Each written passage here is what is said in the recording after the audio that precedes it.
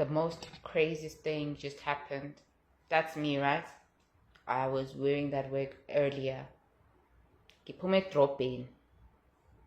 Kwenzakaleni edrobheni? Bangimisa bathi ngiphuma kuliphi ilizwe. Angazi noma babona iwig noma kwenze njani bafuna amaphepha. Uba bathi liphi ipasi lami. Uba uhambe ephethe ipasi noma ephethe drivers noma ini like guys, does that make sense? Ngicela ukusho nje ukuthi yabo manje you guys are out of control. Kukhona abantu abagqoka i-uniform engathi amaphoyisa abahamba eJoburg eCBD behambe bemisa abantu ukuthi apha ama-documents, which country are you from? Guys, I think you have lost the plot and you are out of control and liyabona lento eniyenzayo i-wrong. Imagine uzobulalelwa into ongayazi. Imagine. And you know what? I felt like I don't know how it was when it was apartheid days, but like that's how it felt. It literally felt like that.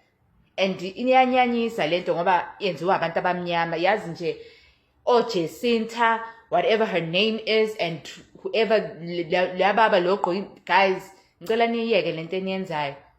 Into engabe niyayenza is nihambe niyotoyitoya kwi-government, nikhulume nabantu be-government, niqede lapho niyovala la kufanele kuvalwe khona kulawo mabhoda. Because lento eniyenzayo ayenzi sense. Imagine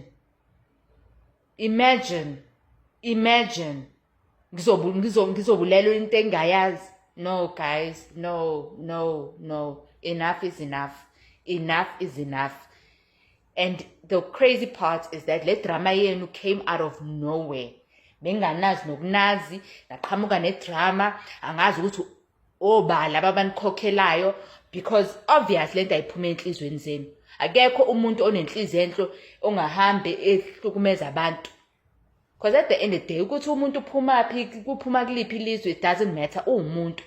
Ngiya-understand ukuthi nithi nifuna abantu bangene ngendlela right. Manje na senivalile yini la abantu bengena khona. Manje mawukuthi anikakavali, nimosha isikhathi, nihlukumeza abantu, nami ninathi niyahlukumeza la eMzansi South Africa. Ngicela niyeke idrama, ngicela niyeke lento eyenzayo, ngicela niyeke.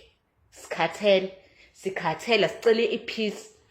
Because I would like to think ukuthi nineyingqondo, nihlakaniphile, but lento eniyenzayo aniyenzi ngoba nifuna ukuthi abantu balaye eSouth Africa ukuthi babe nempilo engcono or whatever. No, niyenzela imali, nikhokheliwe